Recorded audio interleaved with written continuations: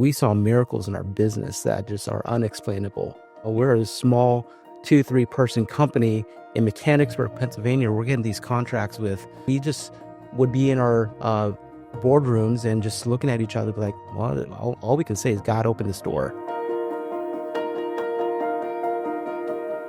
Well, hello, friends. We are so excited to have a special guest on today's podcast episode. With us, we have Josh Dominguez, who has been a friend of Greenlight and somebody who we have really enjoyed getting to know over this past year. And he is an entrepreneur and somebody who just is incredibly rooted in his faith and uses his skill set through entrepreneurship to advance the kingdom and advance various ministries. And so we wanted to take an opportunity today to learn a little bit about Josh's heart, what motivates him, and how you can see business and nonprofits paired together as well in moving forward to advance very significant and important work.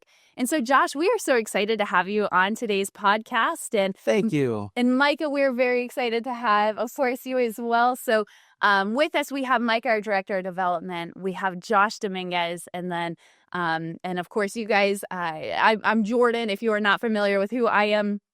Very excited to be here. And so, Josh, can you share a little bit about what you do and some of your background and the businesses that you own and work with and what that looks like? Absolutely. Jordan, thanks for having me. Micah, I'm excited to be here. I love Greenlight. I've heard about Greenlight years ago when you were at CLA and just the launch of it. So it's exciting to see how everything has come together and seeing the vision just continue to build year after year. So thank you for having me. So yeah, I am an entrepreneur, and really my heart's desire is to use business to help expand the kingdom of God. And that can look like a lot of different things. But for me, it has been through sharing not only profits with, people like yourself in the organization, but also being a light out into the marketplace. And a lot of times, when we're doing business with vendors and even clients, we have the opportunity to not only share the gospel verbally, but to live it out and walk it out and be a light into that, into the market space. So for me, it's fun. I love just finding unique opportunities to say, hey, how can we be the hands and feet of Jesus in our business, whether I'm in real estate or whether I'm doing LEDs or whether it is any other business venture I've been a part of over the years. And you definitely have. I remember when I first met you, I think there was a moving company and there's the LED background. And now it sounds more like the properties and rental properties. You want to share a little bit about some of that new venture and what you all have been up to? Yeah, I'm an entrepreneur. So there's a lot of different businesses. There's going to continue to be more down the road, I'm sure. I'm talking to an electric company right now. I might join in and be a partner of that business. And again, it's for me, it's the people. People is business. And I look at business as an opportunity to connect with new individuals and just kind of be that example to them, or try to be the best example that I can be as to what it looks like to, hey, we are faith-based. My mission is to expand the kingdom of God. And just like a pastor's mission is to lead his church and to share the gospel from the pulpit and also live it out at home. My calling is no different, to help be the light of the world through the gospel and through just living it out. I love that. Yeah. And something too that has always I've loved watching is it's a partnership. You and your wife are very much in this together in the various endeavors, and the way too that you're training up your family in that as well. So while Mandy isn't here, I know she's a huge portion of what has been able to move forward, and it's the two of you together and your family that are helping to advance that. And how would you say you balance that with, of course, having a busy schedule? There's lots of travel, but also the family element of that. And as you shared, it's so important to you as you're setting that example of what does this look like as we balance successful businesses, but also work to also advance the kingdom through those pursuits. Yeah. So what does that balance look like for you? Yeah. Entrepreneurship is hard. It's not an easy road you go down. There's a lot of hustle phases. You're just in it. You're spending a lot of time and hours, and you probably experience that with Greenlight, both of you, with saying, hey, this is a season that we're going to dig deep, and we're probably going to put in 12, 14-hour days. There's going to be a lot of travel. There's going to be a lot that we're going to put into it. But again, it's a dedicated season. You're not going to be in that forever. And as a couple, when you go into these seasons, it's important that we both understand, and we have over the years. There have been seasons where we launched a business and we sat down as a family, said, hey, this is going to be probably a 2-year run, before we can kind of get this plane off the ground and we can get into cruise control, we get team members and we can start delegating off responsibilities. And, that's what we did Refresh. We launched it back in 2018. And at the time, it was just me. And then I was, a couple months later, I brought a friend with me to a job, and he was able to help me, but we were still hustling. We were on the road. I was doing the sales, marketing. I was doing the bookkeeping. I was doing everything. And then I got home, put the kids to bed, hang out with Mandy a little bit, have dinner, and then kids go to sleep. And I'm up from 9 p.m. to 1 in the morning, a lot of times just working on the back end of the business. And that's kind of the nature of, it's launching and starting and growing, expanding, scaling the business, but you can't stay there, and as a couple, you have to understand that, okay, we're going to do this together. She might not be at the office with me. Might not be here, but we are one in heart and mind, and that's really, really important. Launching anything that you are in alignment with your significant other. Otherwise, it doesn't work. I can't be here confidently and in peace if my spouse at home and we're in turmoil. We're not aligned in our missions. We're not aligned in our mindsets. And most importantly, we're not aligned spiritually, because that's number one. Yeah. It's huge. You're absolutely right. And I know even for Micah, is they balance family, we balance family life too. As you said, there's that startup phase and then you scale. And then in some ways, even in that scaling, you hit harder seasons where it's okay. This is that investment of time that's needed to then break through to that next layer and level. And yeah, even Mike, I know you've got some kiddos and you guys do a lot of balancing and what does that look like even for you? Yeah, I think the same. I would echo a lot of what you said, Josh. I think you have to be intentional about carving out time as a family and as a couple to communicate well, communicate clearly, make sure you're on the same page. And I know my wife and I, we come together every Sunday night and it's like, let's bring the calendars together and see who's headed where this week and what do the kids' schedules look like. And yeah, I would say, Josh, I know you're such a family man too. You've got quite a few children as well, same as myself. Yeah. So, and I admire that about you, to be such an entrepreneur and then carry the weight of that solid family life as well. What's maybe like one or two key lessons, either in business or in your family life, that you feel like really stand out to you over the years as you're running fast and furious at so many things? Yeah, absolutely. Yeah, well, I mean, my kids are 1 year old. My youngest is actually 11 months, so I just rounded up to 1. Yeah. And my oldest is 16. And I have, about 2 to 3 year gaps between each kid, between all 6. And so they're all in their own phases of growth and development, very important childhood phases, and when they were younger, I was a little bit more intentional with going as fast, as hard as I can, because I knew I wanted to get to a point when they're at this age where I can step back and I can spend more time with them. And so I recently just exited my last business with Refresh LED. We had about roughly 28, 30 employees around there. And we had built the business in a way where I was not in the weeds. And, I was kind of helping with the sales team a little bit. I was helping with marketing. But outside of that, I was not doing installs. I wasn't doing bookkeeping. There was a lot I wasn't doing. I had COO in place. I had key personnel, and that was very intentional. But in those first couple of years when my kids were infants, 1 year old, 2 years old, we can kind of sacrifice a little bit more time than most probably would, because, their memories aren't really being formed and fully developed, as if now they're 6, 8, 10. My son's 16. Yeah. They're very important years. They have a lot of activities, and, they're going to remember if I'm not there a lot, So right now, it's just important for me that my kids and my family, we're all on the same page. Like right now, we're launching a new business venture, and I'm not out as much as I was before the last business when we started it. But there is an understanding, like, hey, we're kind of in this new launch phase.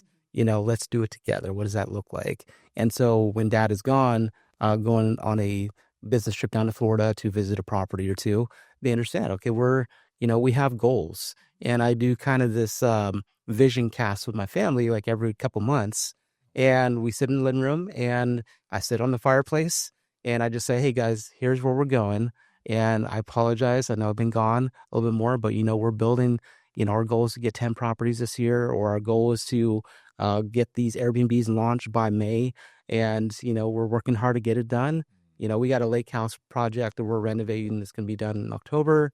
Really big project. So I might go down to Maryland every so often to check in on the project. But as the kids are older now, I try to involve them as much as possible. Bring them with me. Talk about the deals that we're looking through, or talk about the business problems or the personnel issues, kind of bring them into it so they understand.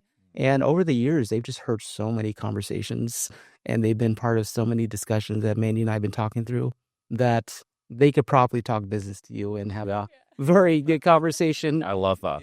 Yeah. I love that you're incorporating family and that they get to be part of it, walking alongside, and it in a way they have skin in the game. They're sharing that. And I think sometimes in lines of work, you sometimes want to shield your kids from those tough conversations, the personnel conversations, the hardship of, we didn't meet this goal. And, you feel that as a person and as a family of if something, didn't succeed. So how do we process in the successes and the failures, and kind of showing that and modeling that to your whole family, to your children is big. And I remember that growing up. So my dad was in business before he became a pastor in my high school years. So prior to high school, similarly, seeing a businessman who was traveling quite a bit and helping scale businesses and would go in and help repair businesses that weren't doing so well and revitalizing them. And I remember, very similarly to what you're doing with your children, I'm always grateful for the fact that my parents brought us into those discussions. And of course, in measured approaches and different age, at different age stages, you're sharing certain things, but it made you feel like you were part of those successes and pushing that forward. And I think that for me was massive training ground even for what would come later in ministry and life. And there's so much you can study in school and in college, but there's the life experience where if you can give your children that life experience early on and still, they're protected by the sense that it's not necessarily happening to them directly at times. There's so much that can be learned. So I love hearing that because it's not common, and that's really incredible. Yeah, and you probably draw from those conversations every so often, like, oh, I remember Dad talking about that. Yes.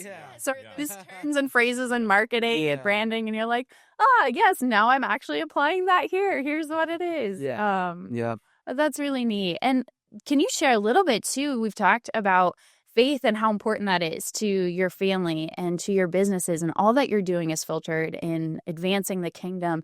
What is some of your faith journey? Would you be willing to share some of your testimony and why that's so significant for you and your family? Absolutely. Yeah. God's been very just evident in my life, ever since I got saved. So I did get saved when I was a teenager, when I was 17 years old. I grew up in church, but I didn't get really serious about my faith until I was 17, 18, about to graduate from high school. You got big life decisions, and you're now like looking at life and saying, hey, God, where do you want me to go? And so, I went to Bible college right after high school. I felt a calling to go into just ministry, specifically to be a music pastor because I'm a musician as well. It's a big part of my life. I just love doing music in any capacity, and I sing and play at my church and do some coffee shop gigs every so often and whatnot. Nice. So it's a lot of fun. But along the way, I've hit some bumps along the road and just some challenges. I had a very big health challenge back in 2018, really close to when I launched Refresh LED. I was diagnosed with kidney disease, and I needed a transplant. And up until I got the transplant, I was on dialysis for a couple years, and I had to go to a clinic every other day and get hooked up to a machine, and they have to just clean out my whole system. And literally that whole day, I was just wiped out. The next day, I was wiped out. So for that whole season, I was struggling really, really hard, and it really challenged my faith along the way. And I hit some down seasons in that 2-year time frame, and really challenged my faith. And some days I was I didn't have my faith. And other days I did. And, Mandy was there along the way the whole time, just praying for me and encouraging me. And I had a lot of friends come alongside me as well. Um, but thank God in November 2020, I received a kidney from my sister. She flew out from San Diego. She said, I have an extra one. You can have it. I will love it. That's a good sister. Yes. And so she gave it to me. She flew back home and we went back to her life with 4 kids, and she's thriving. But Wow. I've seen God's goodness, especially in 2020. They weren't doing what they called non-essential, non-emergent surgery. So it was a miracle to even have that done, Right. in November. And literally we had to sit in a boardroom with a bunch of doctors, and they were discussing why we should do it, why we shouldn't do it, because it was during COVID and it's just different time, different conversations Right. being had. Right. And so they allowed it, and it was awesome. And literally the next day after I received it, I was like a new person, got my energy back. That's amazing. Yeah, and I just had clarity in my thoughts. It was so good. Wow. Yeah. Oh my. And, all that just really boosted my faith. It just, God showed up in so many ways through that season. And my kids were younger, and we just had a lot of, launching a business, having kidney disease, going through a transplant, and trying to keep my family together and finances and all that. So we just saw miracle after miracle come through in that season. And I just seen God's hand in it all. And then, looking at the business too, I mean, we saw miracles in our business that just are unexplainable. We're a small 2-3 person company in Mechanicsburg, Pennsylvania. We're getting these contracts with like NFL and ESPN and these big name brands that we should not even be touching, and we just would be in our boardrooms and just looking at each other, be like, well, all we can say is God opened this door, Yeah. so let's walk through it, you know? Yeah. It's amazing when God has called you to something and you're walking out faithfully in that call. Just like you said, the doors that open, and there's no other explanation than God, and just giving Him the glory through that. But yeah, thank you for sharing that. I vaguely remember back in that 2018 timeframe. I remember when that had started. I think I was new to joining some of even the worship team at CLA, and you were on, and didn't know you as well back then. And Mandy was also singing on worship team. But I remember some of those moments, and then of course our various teams that were just praying over your family in that time. And it is just incredible to hear of the testimony and goodness of God through all of that. So Yeah, it was definitely a challenging time, and you got to have your church, got to have your family there, and thankfully I had just amazing people around me, amazing people, an amazing team at work, amazing wife just supporting me, pastors at CLA, and just the body of Christ really just come around you, and I just loved it. absolutely. Yeah. Yeah. I think, Josh, so in that vein, like as you're sharing that, something that's been cool to watch from afar a little bit in your story as it's unfolding is, I think, given some of those amazing successes that you've had in the business world, it's been cool to watch you really come alongside others, other ministries, other nonprofits, even Greenlight directly, and kind of help us walk out what we've been called to do indirectly. And you've been such a great partner. And I'm just curious, like, what drew you to Greenlight Operation, you and Mandy, like as a couple, because you both like reached out in such a beautiful way, and it's been so cool getting to know you guys better, and you've been such an advocate. So I'm just curious, what stood out to you both? Yeah, well, we love the mission, and we just felt like we have a little part of it, because I remember when you launched it, Yes. Yeah. and I was like, oh, that's cool. Like, she's got a little table, 6-foot table out in the lobby, and The singular table rep at one point. yeah, that was like, I love startup and launch stories. I'm a launch guy. Yes. That is really my forte, is helping things to launch and to scale. And I just loved watching it. I think it was exciting. And so we've always felt like we had a little part of it just because we were there. We weren't directly on your team at the time, but we were kind of in that moment of like, all right, this is really cool. Like, we're supporting her, we're praying for her, Yeah. and I just loved seeing post about you speaking at the Capitol or just, getting into political influences and connections and relationships that you're developing. And so it was just really fun to watch from afar because, I kind of can empathize with the process of just getting something going is a lot of work. And momentum is so important in any organization. Yes. And you really did a phenomenal job just building momentum, getting people excited, getting people to come along and just feel like they can be a part of it. Yeah. And obviously the cause is so, so important. Yes. Especially in our area. And you both have done an incredible job just sharing that message and bringing awareness to our community and to this region. And so when the opportunity came about just to be part of it in a deeper way, we were like, absolutely, absolutely. Why not? Yeah. Why not miss out? This is an opportunity for us, Yeah. to really be a part of it.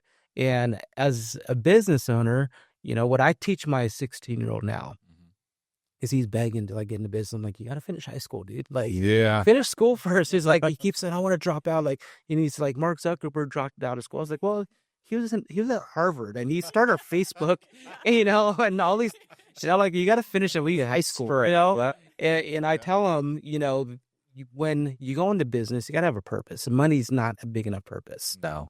Money can only motivate you to a certain point. It's just literally not enough. And if that is your motivation, you'll keep going, you'll drive yourself into the ground because it's not enough, And I teach them that, hey, let's go into business with a purpose, and whether your calling is to be a musician, to be a pastor, to be a missionary, start a business to fund that, so that way you can go and fully, live out your calling. And how cool would it be to go out to a mission field and let's say God just drops a country in your heart. You're like, I want to go to India, and that's my thing. God, some people have that heartbeat in them and it's a clear calling.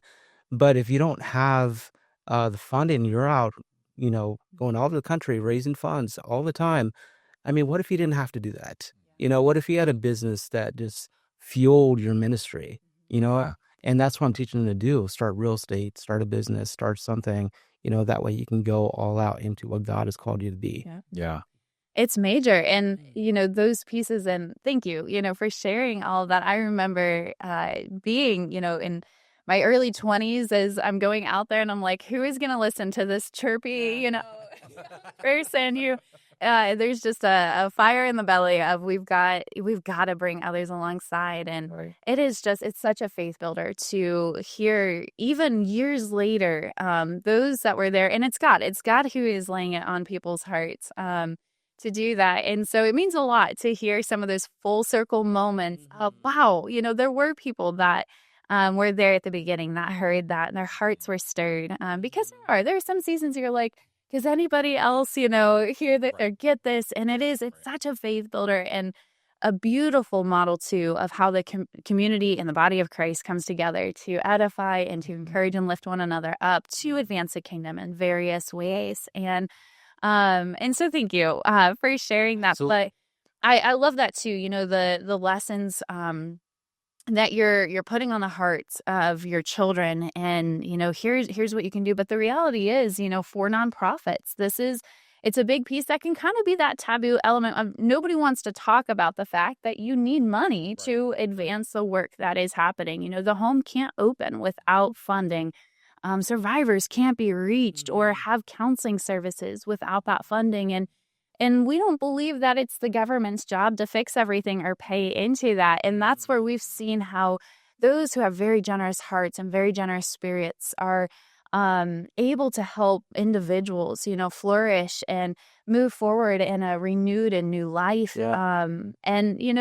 But too, for us, it's so important that they're learning about that from the perspective of a Christ-centered model. And what does that look like? So it's been just such an honor to be able to partner with your family and your businesses and for the ways that you guys have helped to fuel that.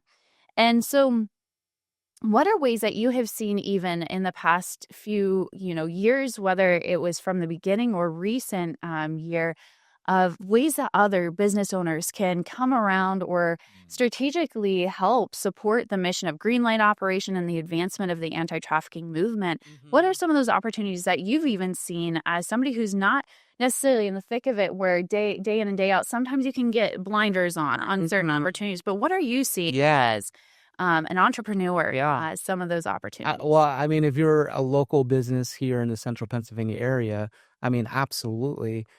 Giving is huge. The money is definitely needed to help get the house going, and counseling, like you mentioned, there's a lot of expenses to run an operation that you guys are launching with the house. But even more so from a business owner standpoint, it's really cool to be able to network with people who are in your community. And that's just a great benefit that is not really spoken. It's kind of an additional surprise benefit, which is cool because Right. you have your galas, you have your VIP dinners, you have your walkthroughs, and there's a lot of other business owners that are already involved. And, I'm walking in. You guys did the my first tour of the house, and you have Roland Troutman doing work. And I'm like, oh, I didn't know he's a part of this. That's pretty cool. He's like, yeah, we donate some of materials and labor. And I was like, that's really neat. So him and I got to be able to connect, and it's just cool opportunities when you get like-minded business owners just involved into an awesome cause, an awesome organization.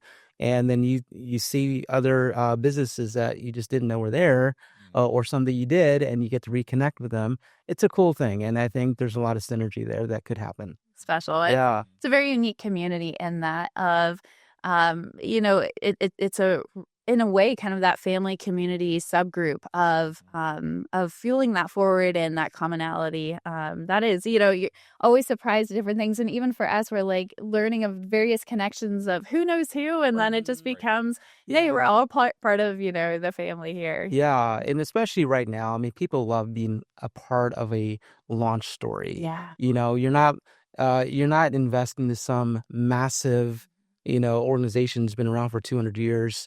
This is a movement. It really is a movement that you've created, and you're getting this house. Like, this house is a massive milestone for Greenlight, I'd imagine, right? It is. And to allow business owners to come in and have a part of that, it's special, and it's just a great opportunity. It's a massively needed organization and a cause.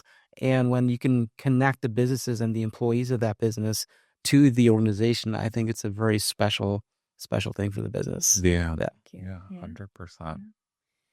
Yeah. So, sorry, it looked like you were about to say something. You're good. No, I was just so what I was gonna kind of just mention is, I think in what you just said too, our hope is really that this home is a pillar for the community. It's going to be the first of its kind ever in Dauphin County. So to have other businesses like making that correlation and wanting to walk alongside of us has been huge. And I would say, connection is everything. I tell people all the time, relationships are everything.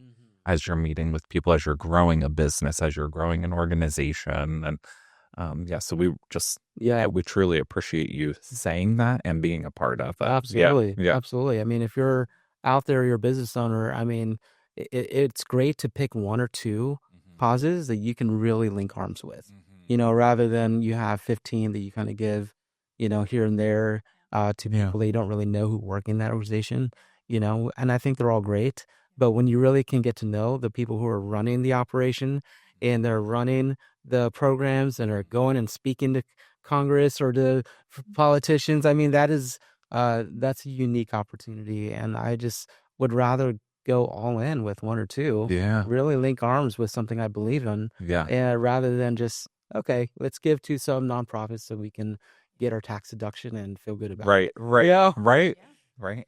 No, and we were grateful for that, because that's important to us too, is that we have that culture where we know those who are investing. We know it has been so much work for a business owner to accomplish what they've accomplished, what your family has accomplished. And it's incredibly humbling and such an honor for us to steward those resources. And there are just so many times we look back as a team. We launched in 2018, and, I remember sitting around a table with a group of other passionate, like-minded individuals as we really were kind of a small group within Christian Life Assembly that were like, what can we do? It's a grassroots movement, as you mentioned, and Right. how can we respond in this? And so much at that time was just a dream, and it's the vision, but it's just incredibly humbling as the years progress to see individuals who then are funding Greenlight enough that we were able to purchase a property, and then we're able to actually complete many of those renovations, and we're so close to being done with that chapter of